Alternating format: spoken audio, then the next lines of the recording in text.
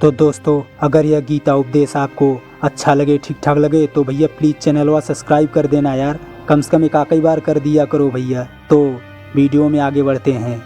कृष्ण अर्जुन से कहते हैं, हे अर्जुन, मैं तुम्हें समझा रहा हूँ, केवल शरीर मरता है, आत्मा नहीं मरती। इसलिए तुम शरीर का मोह त्याग दो, उनकी मृत्यु का शोक त्याग दो। परंतु तुम्हारा मन उस सत्य को मानना नहीं चाहता। अर्जुन कहते हैं, तुम ठीक कहते हो केशव, तुम्हारी बात समझता तो हूँ मैं, लेकिन हमारा मन मानना नहीं चाहता। परंतु हमारा मन उसे ग्रहण क्यों नहीं करता? इसका कारण क्या है केशव? इसका कारण है ये जंजीर जो तुम्हारे मन के इर्द गिर्द लपेट रखा है। अर्जुन कहते हैं, कौन सी जंजीर? कृष्ण कहते हैं, रिश्तेदारी की जंजीर और ये नातेदारी का मोह कि ये मेरा भाई है और ये मेरा मामा है, कि ये मेरा ससुर है और ये पितामह हैं। अर्जुन कहते हैं, तुम ठीक कहते हो, मुझे रिश्ते नातेदारों की जंजीरें चारों तरफ से जकड़ रखा है, परंतु मैं इस जंजीर को कैसे तोड़ दूं? हे केशव, मैंने ये मान लिया कि ये सारे शरीर नाशवान हैं, परंतु इनके साथ जो मेरे रिश्ते हैं वो तो नाशवान नहीं हैं, वो तो सच्चे हैं। भीष्म मेरे पितामह हैं और अभिमन्यु मेरा पुत्र है, महाबली भीम मेरा सहोदर भाई है। ये रिश्ते तो सच्चे हैं, भले ही इनके शरीर मर जाएंगे, परंतु इन सब के साथ जो मेरे रिश्ते हैं वो तो नहीं मरेंगे। जैसे आज मेरे पिता महाराज पांडु का शरीर नहीं है, परंतु मेरे पिता आज भी महाराज पांडु ही हैं। पिता पुत्र का वो पवित्र रिश्ता आज तक समाप्त नहीं हुआ।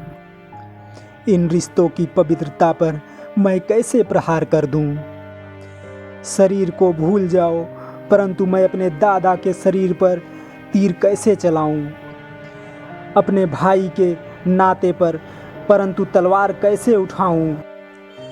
कृष्ण कहते हैं, अर्जुन, ये रिश्ते, ये नाते सिर्फ इस जन्म के हैं। इस जन्म के पहले या इस जन्म के पश्चात इन रिश्तों का कोई अस्तित्व नहीं रहता। ये काका, मामा, भाई, पुत्र, पितामह पिछले जन्म में कहाँ थे? तुम्हारे क्या लगते थे? और अगले जन्म में ये कहाँ होंगे? इसका उत्तर है तुम्हारे पास? अर्जुन कहते हैं, नहीं केशव।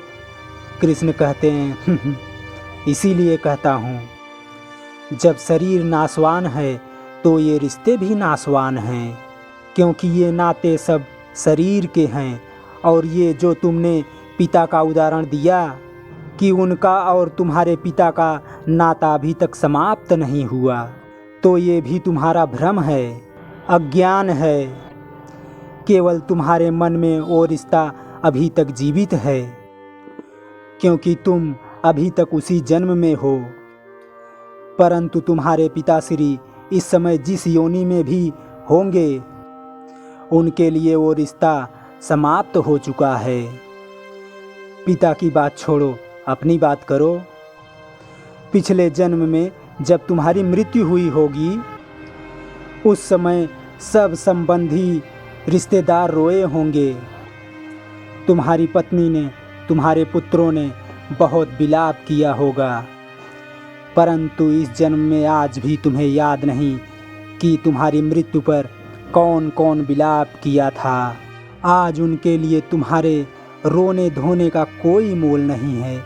इसलिए समझा रहा हूँ अर्जुन, और ना किसी के मरने का शोक करो और ना किसी के साथ नाता टूटने का दुख मनाओ।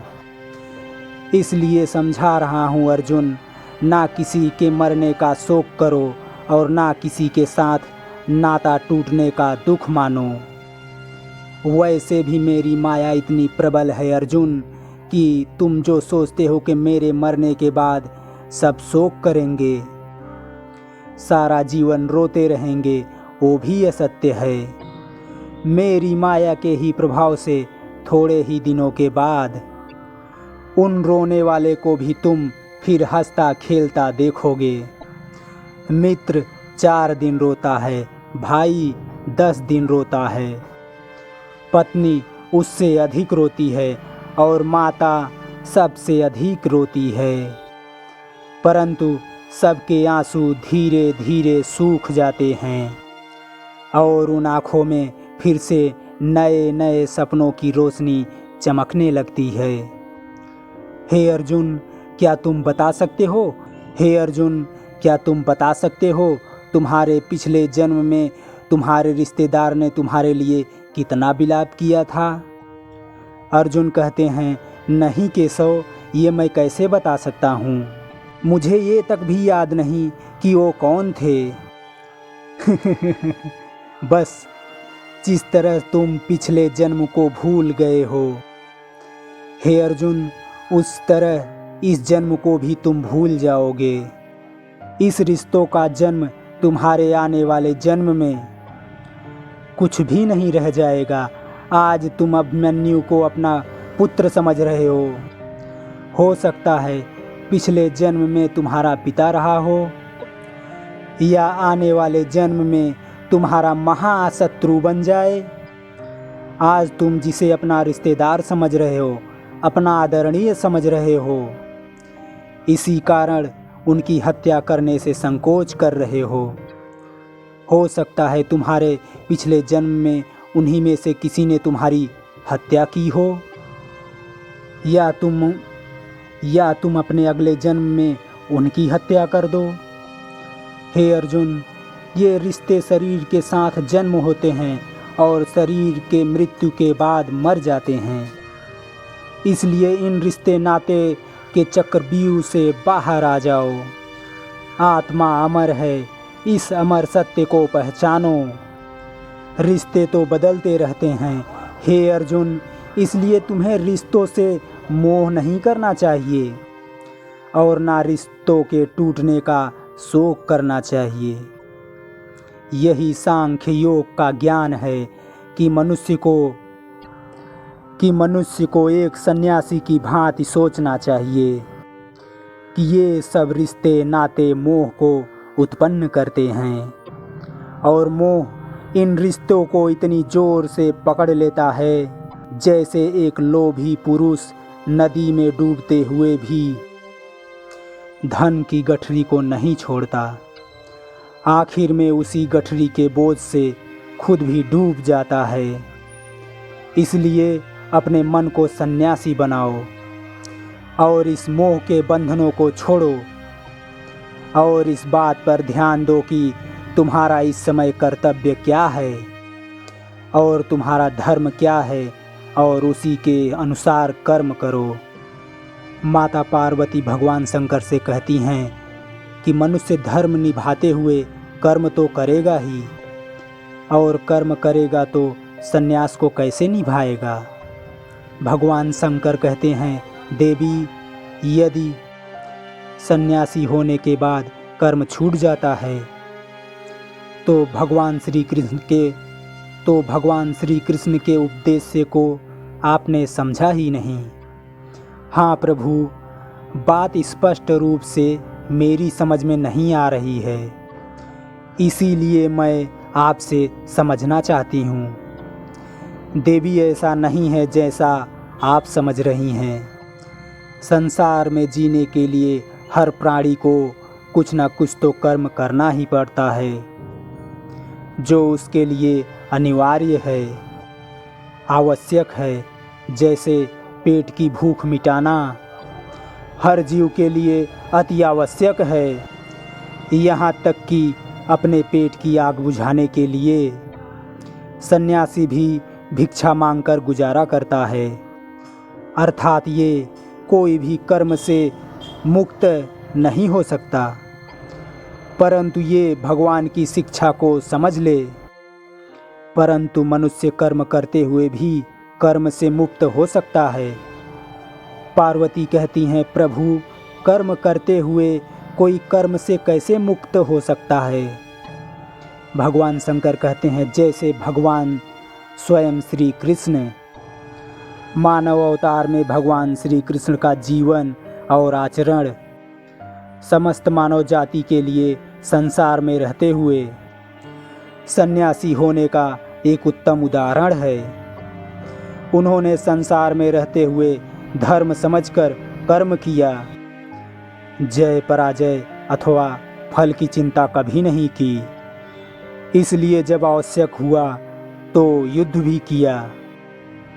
कभी हारे कभी जीते, परंतु उनके चेहरे पर वही मुस्कान और उनके हृदय में वही शांति रही। वो चाहते तो विजय श्री की माला उनके गले में हर बार होती। उन्होंने कर्म करते हुए लाभ हानि और उसके परिणाम की चिंता कभी नहीं की और अपने कर्तव्य पथ से कभी नहीं हटे। संसारी रिश्ते से कंस उनका मामा था, परंतु धर्म की रक्षा के लिए उसका संहार करने से मुंह नहीं मोड़ा। भगवान श्री कृष्ण अर्जुन को इसलिए यह उपदेश दे रहे हैं, तेरा धर्म युद्ध करना है, परंतु इस भावनाओं की नदी में बहता रहा और मन को अपने वश में ना कर सका तो तू अपने धर्म का पालन नहीं कर सकेगा। और इसलिए मन को सन्यासी बना और अपने धर्म का पालन कर। अर्जुन कहते हैं, हे केशव, एक तरफ तुम सन्यासी बनने को कह रहे हो और एक तरफ सब रिश्ते नाते तोड़ने को कह रहे हो और दूसरी ओर मुझे कर्म करने को कह रहे हो। ये दोनों बातें विरोधी है। तुम जानते हो, मनुष्य जब कोई कर्म करता है तो उस कर्म का कोई कारण होता है, कोई प्रेरणा होता है जिसकी प्रेरक से मनुष्य कर्म करता है। कोई भावना तो होती है जिसकी भावना की पूर्ति के लिए मनुष्य अच्छा और बुरा कोई भी कर्म करता है। अर्थात कर्म के जड़ में कोई एक भावना होती है और भावना के जड़ में कोई ना कोई रिश्ता होता है, क्योंकि किसी ना किसी रिश्ते के जड़ से भावना पैदा होती है। यदि इसलिए मनुष्य सारे रिश्ते तोड़ देगा, अपनी भावना को त्याग देगा, तो फिर वह कर्म किसके लिए करेगा। कृष्ण कहते हैं अपने धर्म के लिए, अर्जुन कहते हैं धर्म के लिए। हाँ, अपने धर्म के लिए, तो अर्थात धर्म के लिए भावनाओं की आवश्यकता नहीं होती है। नहीं, धर्म के लिए भावना की नहीं, बल्कि अपने कर्तव्य के ज्ञान की आवश्यकता है। तो भैया लोगन, अब तक गीता ज्ञान आपके कैसन लगा? अगर ठीक ठाक लगा हो तो भैया प्लीज़ चैनल सब्सक्राइब कर देना, शेयर लाइक भी कर देना। धन्यवाद, थैंक यू, जय हिंद।